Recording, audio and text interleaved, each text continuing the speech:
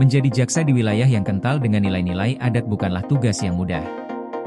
Hal ini dialami oleh Kepala Seksi Intelijen Kejaksaan Negeri Jayawijaya, Boston Robert Marganda Siahaan.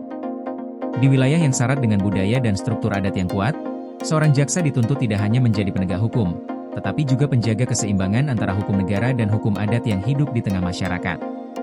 Bagi jaksa di Jayawijaya, tugas mereka tidak sekadar memproses perkara hukum, namun juga memastikan bahwa penegakan hukum berjalan selaras dengan nilai-nilai adat yang dihormati.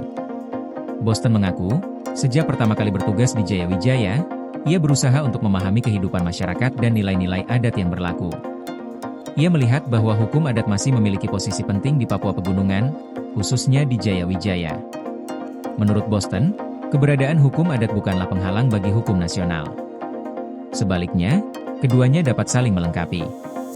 Ia menegaskan, hukum adat dan hukum positif harus diharmonisasikan, dengan catatan bahwa hukum adat tidak boleh bertentangan dengan hukum negara.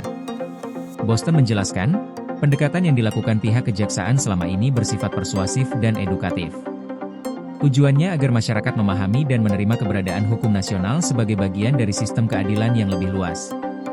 Ia menilai tantangan utama bagi aparat penegak hukum di wilayah ini adalah bagaimana menumbuhkan kesadaran masyarakat tentang pentingnya hukum positif tanpa mengabaikan adat yang mereka junjung.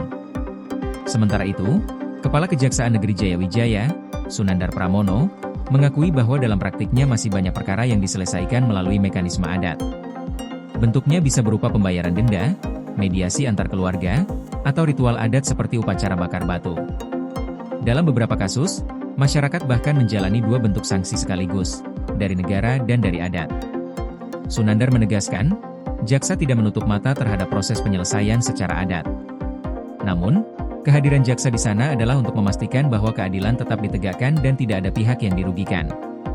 Untuk kasus-kasus dengan pelanggaran ringan, pendekatan restoratif dan penyelesaian adat masih dimungkinkan. Tetapi, untuk kejahatan berat seperti pembunuhan, proses hukum formal tetap harus dijalankan sesuai ketentuan negara.